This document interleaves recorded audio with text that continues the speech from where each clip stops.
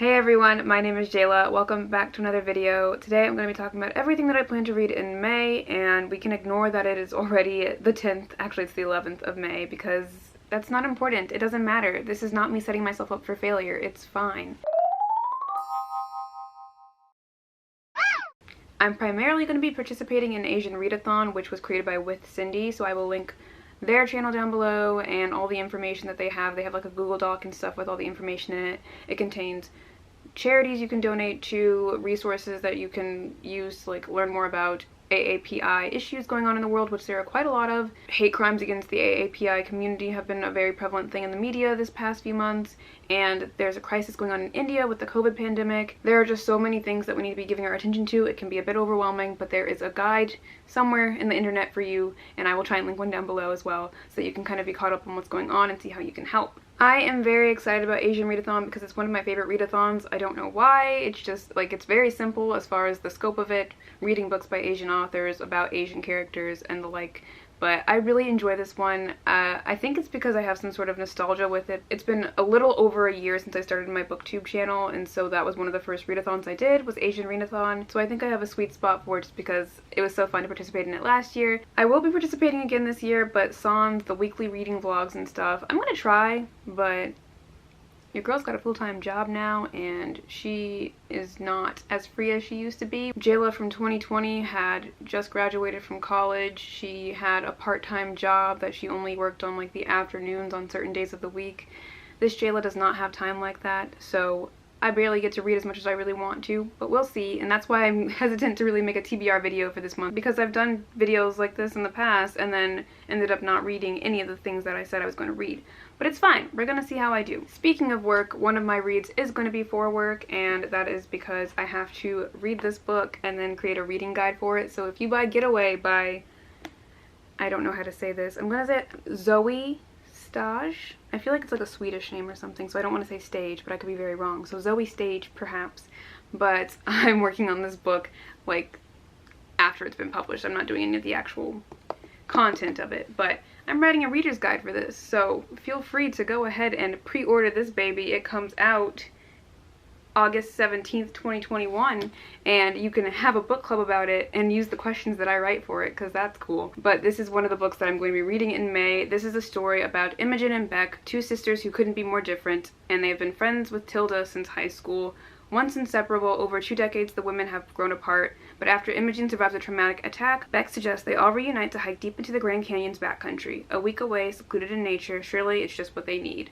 I won't read the rest, but long story short, something goes wrong, and so it ends up being a fight for their lives, and I'm very excited to see what happens in this book. So again, this comes out August 17th. Go ahead and pre-order your copy now. I'm hoping I can finish this week, and it'll be one of my first reads of May, but we'll see how that goes. I mean, I have to finish it. I'm getting paid to literally read this book, so I have to finish it. This one is not from my company. This is from Atria Books, and this is another arc that comes out next week, actually. It comes out May 18th, and this is about this person, this woman who, she like owns this women's wellness brand. She's very popular. She's like a creator on the internet, but a confrontation with an online troll has taken a horrifying turn, and now she's at rock bottom, fortress in her apartment while men's right protesters rage outside. All that once glittered now condemns. I know from the rest of it, her oldest childhood friend kind of starts this rehab center that takes men and takes the toxic masculinity out of them. It's supposed to like rid them of their toxic masculinity, and so Sasha reluctantly accepts a job there, trying to do something. And this program is not all that it seems to be. I didn't even tell you the actual name of the book. It's called The Atmospherians by Alex McElroy. I'm hoping to also read this soon because it comes out next week, and I need to give you guys the tea on whether it's good or not. So we'll see. Now let's get into my Asian Readathon reads, and I have 1, 2, 3, 4, 5. I have 5 books chosen for this. I think there are only 5 prompts. I'm hoping I can read some more than just the 5, but I also, like I've said, I know myself. I know what I'm capable of reading. I mean, sometimes I could definitely be reading at times when I'm just on a YouTube hole, but I know what I'm capable of, and so the 5 books I have here I hope that I can get to in this time. The first prompt is any book by an Asian author, and for this one I chose The Last Story of Mina Lee by Nancy Junyoon Kim. This is a story that follows a daughter and a mother. The mother is a Korean immigrant who immigrated to LA and she raises her daughter there. I think they were at some point really close in their relationship, but they eventually got kind of estranged from each other. One day the daughter, Margot Lee, realizes that her mom hasn't been returning her calls and she hasn't been talking to her, and she goes and visits her and realizes that her mom died some time ago and she just never knew about it. The whole book is kind of her grieving process and her realizing that she never really knew her mother the way she thought she did, and just learning more about her, learning about her experience as an immigrant and just all these secrets that she had. I absolutely love mother-daughter stories. I don't know why, but something about them really gets me right in the feels like no other story can. It's just something I really like in stories. For example, Lady Bird is like a mother-daughter story, and it really moved me seeing that movie. I cried so much. And then another good example would be like Little Fires Everywhere, specifically the book, not the movie. I really loved the book, and just the relationship between the mothers and daughters and how they were so different and how they interacted with each other. So I'm excited to read about the mother-daughter dynamic. And this one, I just know that I'm gonna cry. I feel like, how could you not cry finding out that your mother died and you didn't even have any idea that it happened? That just seems so really, really sad. So I'm going to be reading this one for the Any Book by an Asian Author prompt. I forgot that every author that you use has to have a different ethnic heritage. So basically for now, so I could use this book for multiple things and that's fine. But if I do a different book, it has to be someone who's not Korean, like Nancy June Kim is. So this is my Korean author for this readathon, and I have to come up with other ones that are not Korean to fit the other prompts. Next is Any Book featuring an Asian protagonist, and for this one I have Makeup Breakup by Sandhya Menon. Oops, sorry, that is her other name. Makeup Breakup by Lily Menon, and this is also the author who wrote the When Dimple Met Rishi series. This is an Indian author. It follows an Indian main character, so naturally I'm using it for this prompt. I feel like all these prompts are relatively simple. None of them are too challenging to find books for, so yeah, I could use literally any book, but I'm choosing this one because I wanted to put something light in there, put something light and fun and fast flying, hopefully, that I can get through. This is like 320 pages. It's a romance. It follows this girl. I think her name is Anika Dev. Yes, Anika Dev, and she is an app creator who created this app that's really good for finding a relationship. And then she has an ex whose name is Hudson Craft. Interesting name. His name is Hudson Craft, and he created an app that's really good at breakups.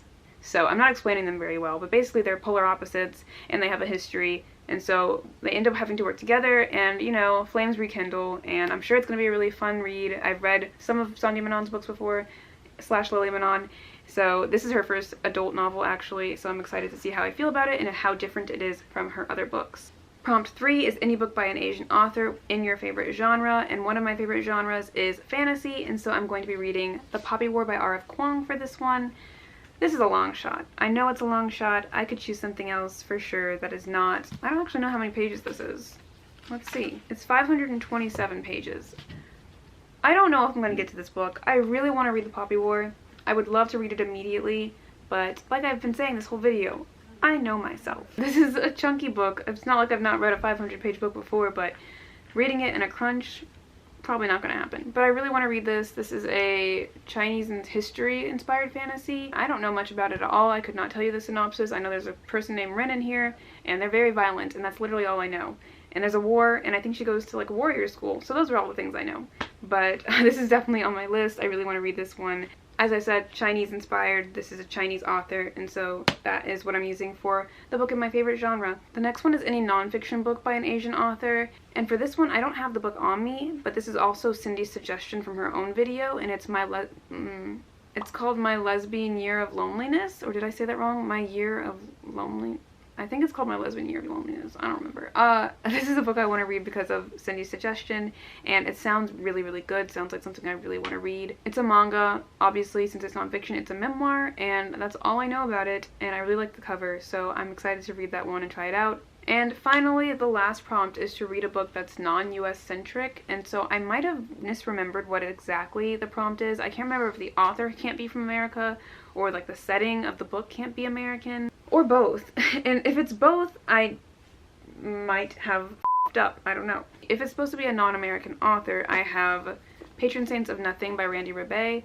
This is a book that is written by a Filipino author. He was born in the Philippines. His story, however, does follow a Filipino-American kid, so that's why I'm a little iffy on whether this counts or not, but he does go to the Philippines in the book. This book is about him finding out that his cousin has been murdered, and so he goes to the Philippines to kind of uncover what happens to him, and he realizes that in some way he's been a part of this all along.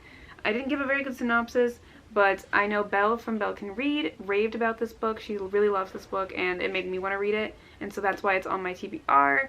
However, if I've messed up in some way and I just completely did not get the assignment, I'm going to read The Bone Witch by Rin Chupeco, which is also a Filipino author. She was born in the Philippines. Pause. I think I might have misgendered Rin, and I believe they go by they, them pronouns, so for editing, Jayla to go and insert this clip back in there. They were born in the Philippines, and this is a Filipino-inspired fantasy, I believe, or it could just be a fantasy. I'm not totally 100% sure on that, but this is about a girl named Tea, or T, I'm not sure. Tea? It's spelled T-E-A, so you tell me. She realizes that she's different from the other witches in her family because she is a bone witch and the other ones are not. They don't deal with necromancy, and she's feared because of this, and she's ostracized from her kingdom. Oh my god. I kind of want to stand Rin Chupeco just because they have big boss energy, and I really respect that. I really want to read this entire series and then continue to read more of Rin Chupeco's works, so I'm hoping that I really love this. I will let you guys know in my wrap-up. Jesus Christ, why are you so slippery? So this is everything that I want to read in May. A small pile. I'm sure I can get through half of it. I've already read some books in May, by the way, so whatever I get through, I should be proud of that because I've already read 3 books, and that's an accomplishment in itself. So I have these other books I want to get to, and I hope that I do. I hope I don't let myself down, and I hope I don't let you down, not that you really care about this at all. Anyway, if you've enjoyed this video, please give it a thumbs up. Please feel free to subscribe to my channel and follow me on my social medias down below. My Goodreads is down there, and my Instagram at LalaLovesLit. Please talk to me in the comments. I'd love to hear your thoughts on any of these books and what you're reading for Asian Readathon, or just what you're generally reading in May. Thanks so much for watching, and I will see you in another video real soon. Bye!